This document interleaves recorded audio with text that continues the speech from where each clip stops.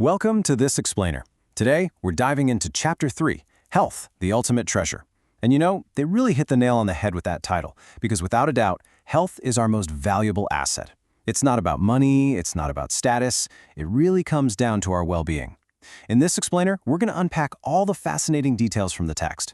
We'll be looking at everything from ancient wellness philosophies right up to the very modern hurdles we're facing today. The goal here is to keep you informed and, most importantly, equipped to protect your ultimate treasure. So, get comfortable and let's jump right in. Okay, let's dive into this. We are dealing with a pretty stark reality when it comes to modern health, and we see it every single day. Headlines are constantly warning us that our total immersion into social media is spurring a huge rise in loneliness. We're seeing alerts that air pollution has practically become a public health emergency, and there are all these reports showing that excessive screen time is leading to dry eye disease, sleep disorders, and even anxiety in children. It's honestly a lot to take in, isn't it? But really understanding these challenges is the very first step to actually overcoming them.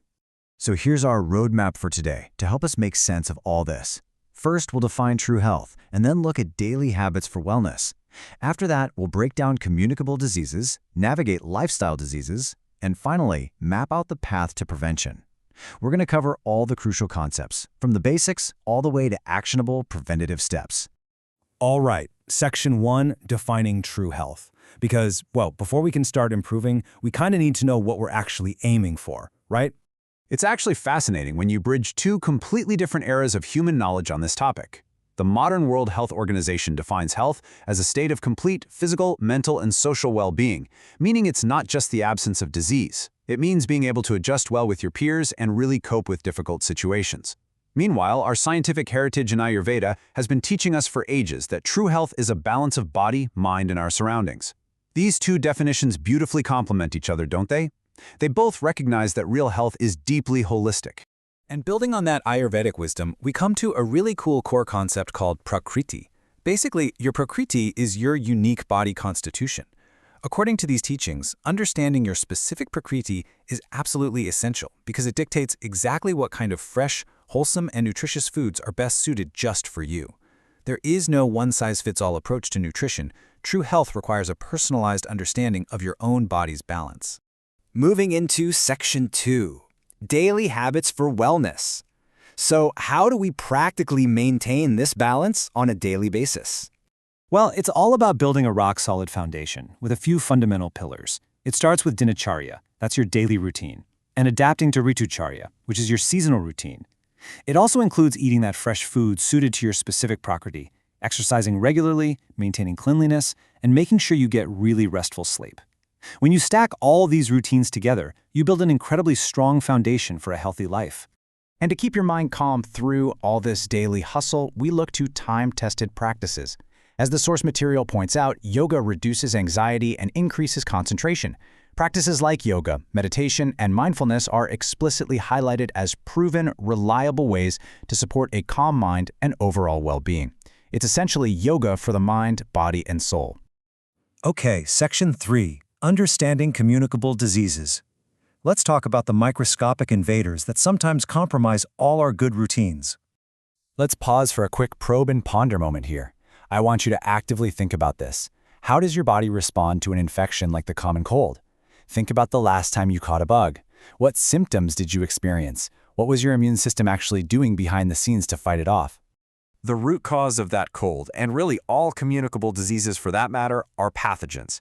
Pathogens are these sneaky, microscopic agents that invade our systems.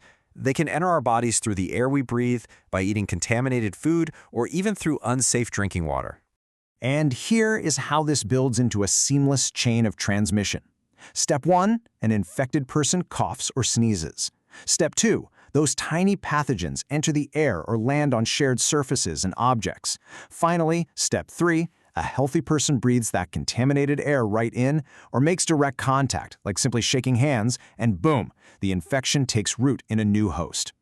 This microscopic journey is happening all around us. And you know, our environment plays a massive role in how this spreads. For instance, the arrival of the monsoon season predictably leads to an increase in cases of malaria and dengue. It brilliantly illustrates how environmental triggers can create the absolute perfect breeding ground for vector-borne communicable diseases.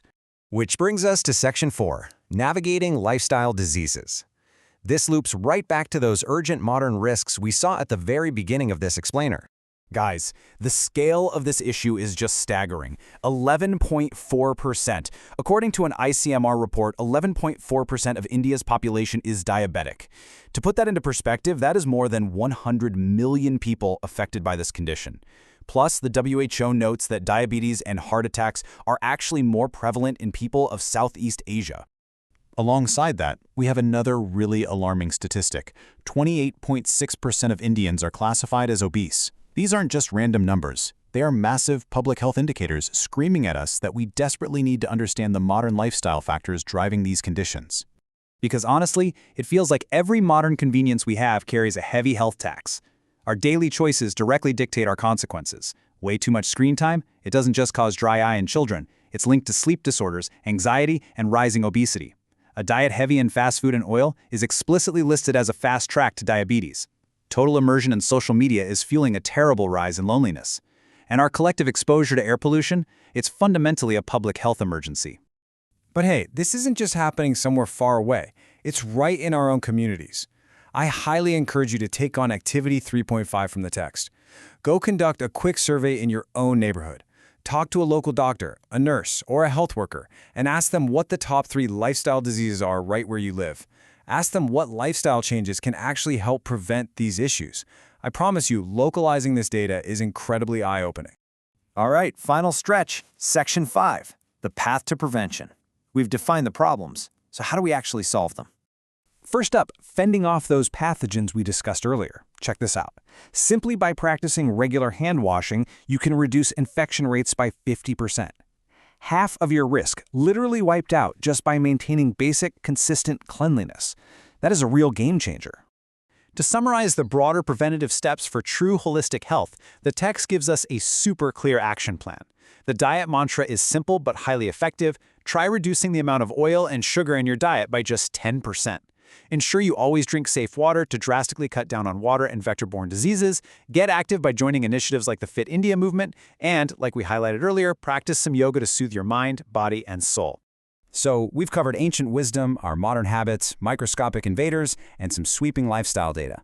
But the actual power to change any of this, that lies entirely in your daily routine. So, I'm going to leave you with this final, vital question. How will you adapt your own dinacharya, your daily routine, today to protect your ultimate treasure? Think about it, maybe make one small change, and just keep learning. Thank you so much for joining me for this explainer, and stay healthy.